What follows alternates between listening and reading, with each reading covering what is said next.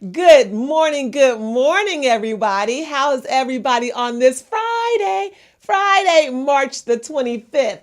Yeah, I know uh, some of you all who are watching and tuning in and really absorbing this podcast and all this information I have to give. I know you all are basketball fans. Some of you are, and I'm probably taken away from your whole Sweet 16 coming up, your March Madness coming up. But I just want to say thank you so much and welcome to Mortgage Money with Shirley. I'm your host, Shirley Nichols, and this is being streamed live on my YouTube channel. So be sure, if you have not subscribed, subscribe and tell some people about my YouTube channel, Shirley Nichols, for Mortgage Money with Shirley. And you can see this live streaming on YouTube, my Facebook business and personal page. The personal page is Shirley Nichols, and the business page is Mortgage Money with Shirley. So again, you can see me, you can get all of this information, you really can. And it's some good stuff because I just love what I do. I've been doing this mortgage business lending stuff over 28 years. So I think I kind of know a little something about what I'm talking about. So again, I just want to make sure I'm educating and letting you all know some of the important stuff about mortgage lending. Today's episode, we are on episode 20. We are episode 20, y'all. It is yesterday's interest rates are not today's interest rates. And that's okay. That's okay. Don't get bummed out about that. But we're going to talk a little more about how to qualify and more mortgage tips that are going on right now in the 2022. So again, you're tuning in live with Mortgage Money with Shirley. I'm on every first and third Fridays of the month. I know this is not the third Friday of the month, so don't come at me. But I had to skip last week. So I'm here. Again, it is March the 25th. So I try to get here twice a month. And like I said, the first and third Fridays at 9:30 here in California. So again, tune in and thank you. Happy Friday. And for all you March Madness basketball lovers out there, happy Sweet 16 coming up. Okay, so let's talk about it. Let's get into it. Episode 20. Yesterday's interest rates are not today's interest rates, and it's the truth. It is. You've seen it. I know I've been involved in it, but if you haven't noticed and you haven't looked around, there's a lot of increase everywhere. I mean, food prices in the grocery store, gasoline prices in your tank, and yes, interest rates. So it's just all kind of ebb and flow, right? It's just kind of a domino effect. It kind of goes with it, right? So listen, even though interest rates are a little higher, they have increased, don't fret, don't worry. You still can get qualified. You can. It just may cost you a little more than what it was last year this time, the year before last. We had a really, really good run these last 2 years of these low interest rates and costs. And now, yes, interest rates are up. Now, I talk about this a lot on my previous podcast. And the reason being is because I really want clients to understand when we say interest rates have increased, it's the cost, okay? The cost that's associated for whatever interest rate you're trying to get, okay? So you want, I don't know, 2.75. Yeah, that's a bit of a stretch right now in today's market. You may not be able to get the 2.75. Well, why, Shirley? Why can't I get that 2.75 that you were offering last year this time? Because it's the cost of that 2.75 right now. Last year's cost of a 2.75, and what I mean by cost, let me kind of go back. Costs are your buy down points, okay? Have you heard of the term buy down points or origination points? They're all pretty much the same. Some people, some lenders, loan officers may call it a buy down point. Some of them might call it an origination point. Some people may call it a discount point or just a point. All of it's the same thing. It's the cost, the amount of monies that you will pay to get to a certain rate. And right now what's going on, the feds have jumped in, the Federal Reserve Bank, we call them the feds. And you'll hear me talk about them from time to time on these podcasts. But the Federal Reserve Bank, the people that give the monies to these lenders to lend to you, homeowners or future homeowners, these monies are earmarked with an interest rate. the cost of doing business so that everyone can remain profitable in this economic time of right now in 2022. And in order to stay profitable, hedge off inflation, the feds have to increase interest rates, right? So everyone can keep buying and selling and flourishing and profiting. So what happens is when they come in and they say, oh yeah, we're going to give you this money, but we're going to give it to you at this cost.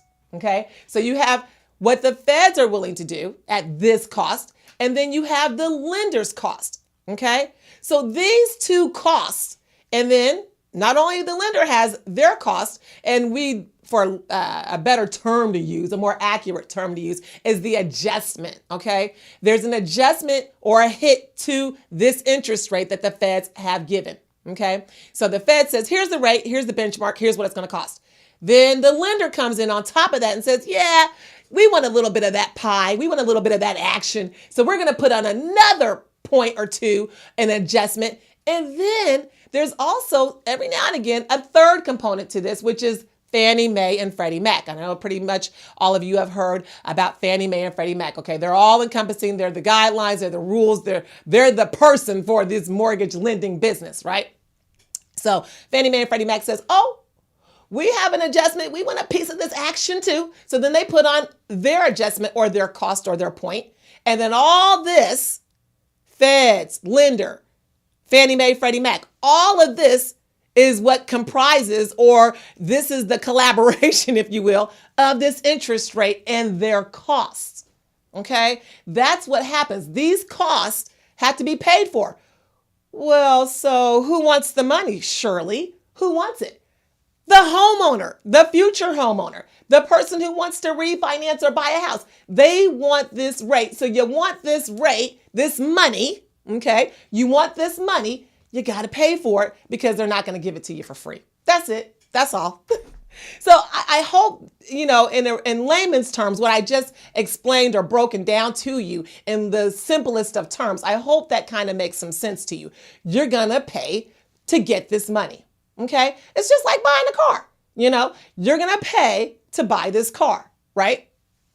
Whatever the cost is associated with this rate, you want this car, you need the money for the car, you got to pay for the money, right? Everybody has to pay for the money. The lender has to pay for the money from the feds. So everybody has to pay, but somebody's got to remain profitable. And guess what? You, homeowner, existing homeowner, future homeowner, you are going to win. You are going to also become profitable. Why? Because you have now invested into the biggest asset of your lifetime. More than likely. Because if you own a house or you're thinking about buying a house, that potentially is going to be the biggest asset of your lifetime. So you are going to win, but your winnings may come a little later. That's all. So the feds win, the lenders win, Fannie and Freddie Mac win, and you, homeowner, you win too. Okay? So don't think of, oh my gosh, these interest rates are just out of this world. Don't worry about it. You'll make it up in the end. Okay? You'll make it up in the end, whether you sell your home or you refinance your home. So let's talk about it. When you're looking at today's interest rates, not yesterday's, like I said, I want a 2.75. Well, that 2.75 is going to cost a lot of money to get to that interest rate. It is. Some lenders will call that predatory lending, and they won't even offer you that 2.75. So that's how when clients in the media and the news get into this frenzy about, oh my gosh, rates are up. The reason why a lot of the times they're saying that is because that same 2.75 that was available this time last year is no longer available. So then they say rates went up because this 2.75 is not even available. Why isn't it available? Because it costs thousands of dollars, which ends up into what they call predatory lending. Okay. And you can't have that in today's lending, in today's real estate environment. Predatory lending is not allowed. Okay. And that's when you end up having to pay, an absorbent amount of monies for that loan. Okay. So that's not going to be allowed. So that's why that 2.75 is not even available. All right. So Did the interest rates go up? Yes, but more so the backstory to interest rates going up is the cost. And that's why, like I said, the 2.75, nah, you won't see that. You really won't unless you have a lender who just is not following lending guidelines, which is still not really going to happen because they cannot do predatory lending. Okay, so let's talk about how do you manage, how do you make it in this mortgage environment? How do you refinance your house? How do you get qualified to buy a house? That is still happening right now. Like I said, I've been a mortgage professional for over 28 years. And yes, I still have oodles of clients who are refinancing, who are buying houses. Yes, right now we do. Okay. I don't know if some of you all follow me on social media. I'll say, hey, we have a C2C. That was yesterday's post. A C2C in 4 days. What is that? A clear to close in 4 days. That means from the start of my application with that client, the credit report pulling, getting her income documents in, her assets submitted. From the time I took a full application to title, escrow, appraisal, 4 days later, she's now ready to close her loan. Yeah, happens all the time, guys. It's because it's still happening right now in 2022. So don't fret if the rates are up or the costs are up. Don't fret. You still can potentially get qualified and approved, and you can have your clear to close, your C2C in 4 days. You can, but you got to first make the first step. Call me. Call me. At the end of the show, I will give you my cell phone number, or you can DM me, private message me, or leave your comments right here on the Facebook page if you're watching live on Facebook. Nonetheless, the first step, I tell clients this all the time, you got to make the first step. You know, the news is going to do what it's going to do. It's always going to hype you up and think, oh my gosh, this world is crumbling, it's going down fast. You know, the news is meant to do that, to get a reaction, to hopefully you'll pick up the phone and call someone. Okay. So the first step, call me. And let's see what you qualify for, because I'm not just putting social media posts up saying, oh, I'm clear to close in 4 days, or, oh, we got to the closing table in 6 days. You know, that is still going on, and I want you to be a part of it. So the first step, call me. Let's talk about it, okay? Yes, I'm going to pull your credit reports, and yes, I'm going to ask you to submit your income documents. Now, the good news, there are some changes in the lending world. And what does that mean? Income. It used to be that we would really not work with A-paper lenders when the clients didn't have income, or they didn't have a pay stub and a W-2, or they didn't do their tax returns. Well, these same A-paper lenders that would not accept the client who didn't file taxes, or they didn't have their W-2s and pay stubs, now this same A-paper lender will accept your bank statements. Guys, they're making a way, they're paving a way for you to get in on this action. Remember, I said your house, the property you invest in, is probably going to be your biggest asset of a lifetime. And if you want a piece of this action, let's get into it, because these lenders are rooting for you. They really are trying to offer these mortgage loans. Why? Because they want to stay in business. You know, simple as that, right? Lenders do want to lend. I promise you they do.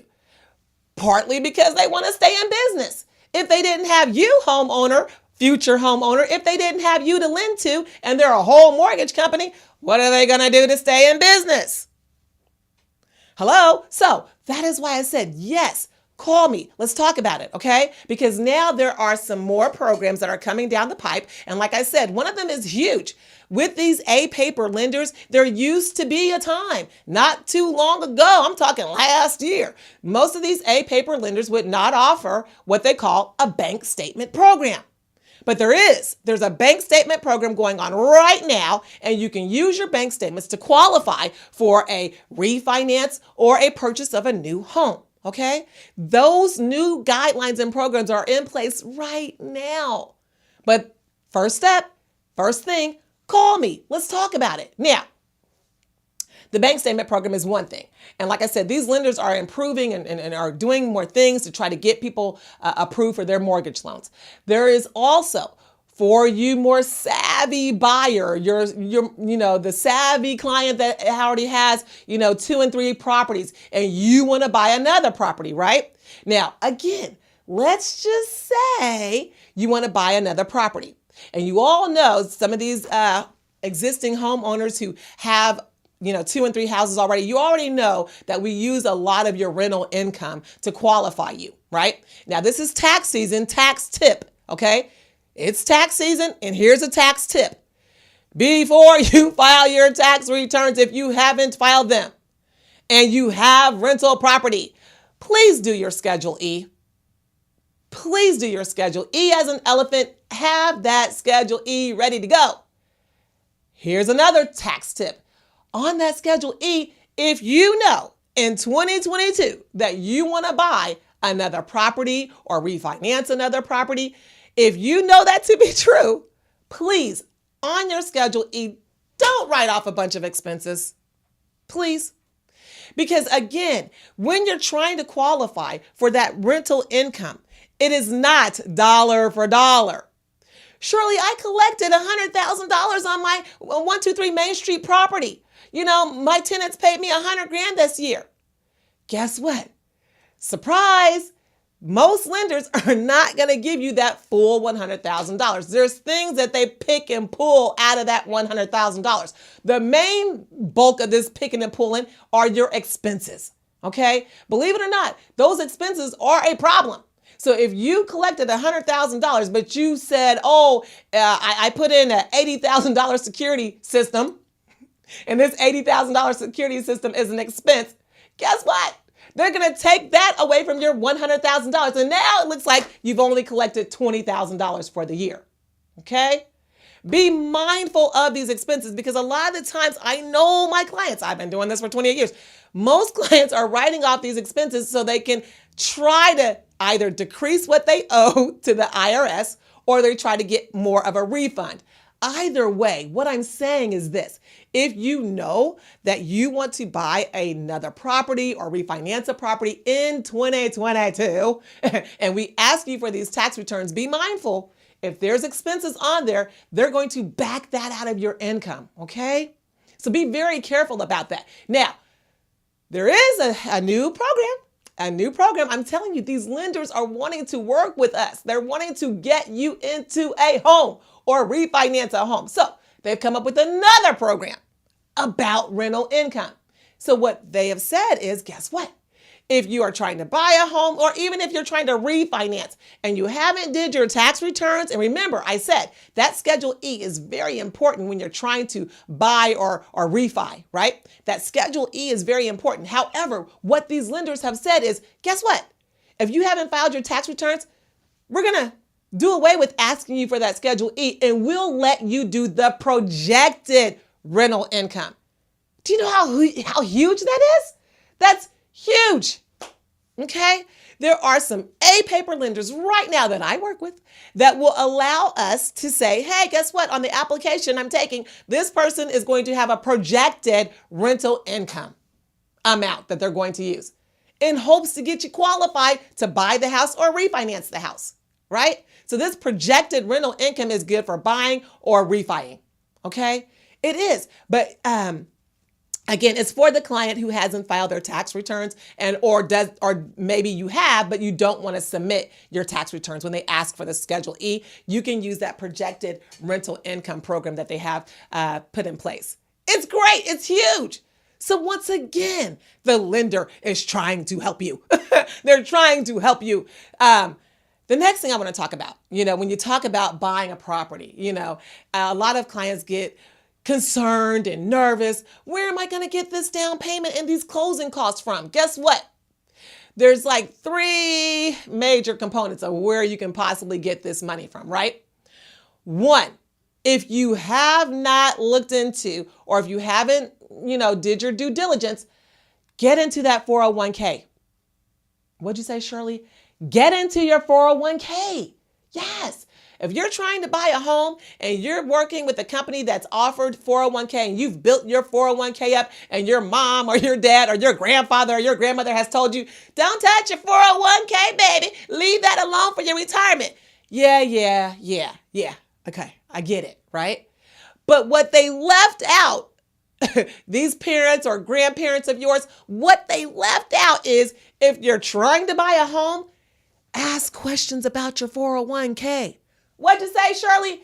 Ask questions about your 401k. Seriously, you've built up this amount of income, really assets, what you have, it's your money. Why not use it for, once again, the what? Biggest asset you'll probably have in your lifetime, to buy a house. That is right. If you're concerned about where am I going to get this monies to buy this house, check your 401k.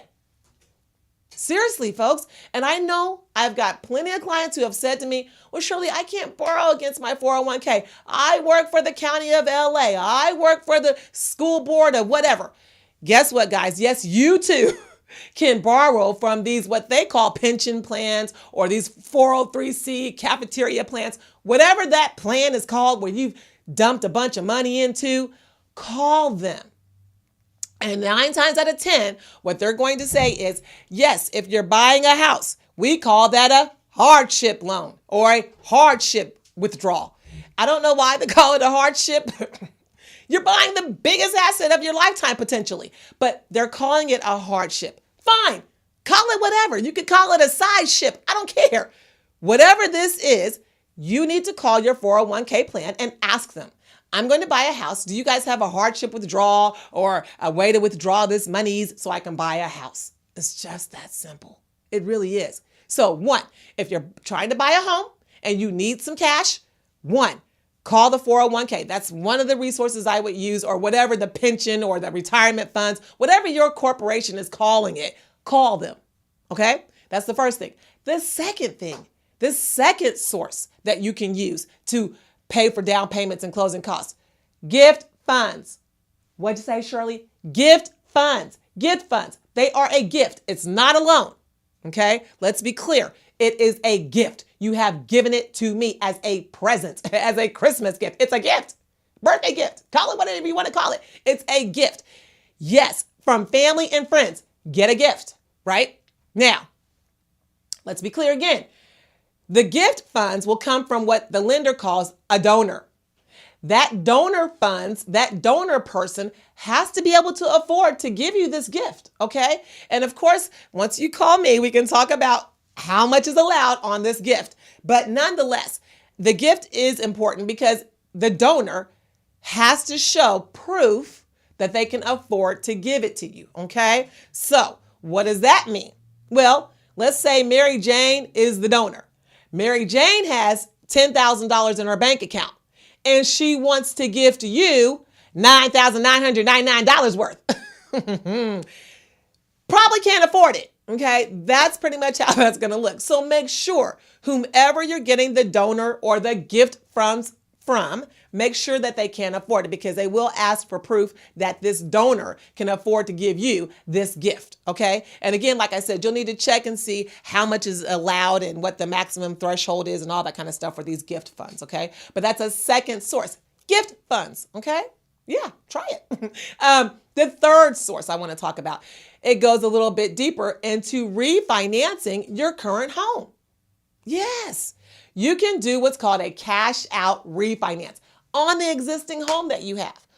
On your existing home that you have, get some money out. But surely their interest rates and the costs. Hey, listen. Again, you're going to win. Why? Because you're going to buy yet another biggest asset of your lifetime. So you have an existing home, get the money out of this existing home by doing a cash out refinance, and then go buy this next property with this money over here. Okay? It's called leveraging, right?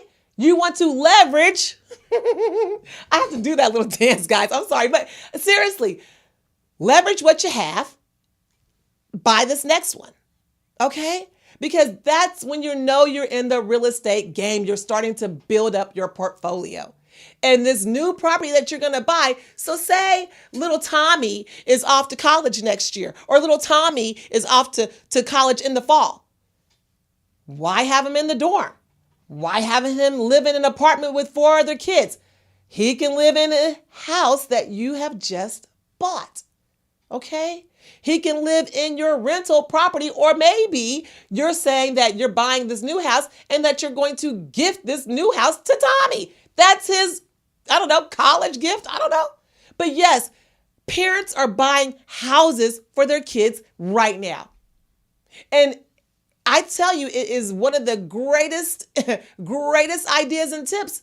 When my son, bless his little heart, that writer went. Don't get me started. But that little 7-year-old will eventually one day, I'm guessing, go on to college. You're going to need to live somewhere on campus, in a dorm, in an apartment with a bunch of other kids. You can go live in this house, right? Okay, or if you go away to school, then maybe you come back in the summertime and you can live in this house. Bottom line is, there's nothing wrong with investing in houses for your kids, or investing in a house because you know the market is gonna turn and it's gonna appreciate, right? So use your money wisely. I often say that, use your money wisely and use what you got, leverage. Okay, you can do a cash out refinance is one of the third sources I want to talk to you about closing costs and down payments money. Okay, again, 401k, viable source. Gifts from friends and family, viable source. And your existing property, viable source. Okay, all of these are great sources to use when you're trying to buy a new property. And a couple of people have talked to me about down payment assistance programs, these DPAs. I don't really talk too much about those because those tend to run out. They're funds set aside for people who either meet the income threshold or the location where you need to live in. There's a lot of nuances with those down payment assistance programs. So I really don't talk too much about that. And then too, sometimes it's not quite enough monies to use to close out the loan. So I really don't get into that, but it is a viable source once you find one that you can qualify for. Again, those down payment assistance programs are for qualified candidates. So you do have to qualify for those down payment assistance programs. And like I said, a lot of the times the money runs out and on and on and on. I really don't get into that, but that's just me. So again, guys, that's what I wanted to talk to you about today is today's interest rates. No, they're not, as low as they were yesterday.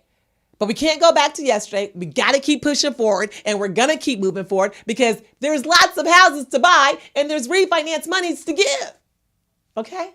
So I hope these little tidbits helped you out today. Again, it's your girl, Shirley Nichols on Facebook is my personal page, and then my business page is Mortgage Money with Shirley. I'm on every first and third Fridays of the month, and it's Mortgage Money with Shirley. If you have not subscribed to my YouTube page, please do. Tell all your friends and family, enemies if you have to, and just tell everyone. Go ahead and subscribe to my YouTube channel, Shirley Nichols, because it's Mortgage Money with Shirley. Have a great weekend, guys, and I'll see you next time. Bye-bye. My YouTube channel.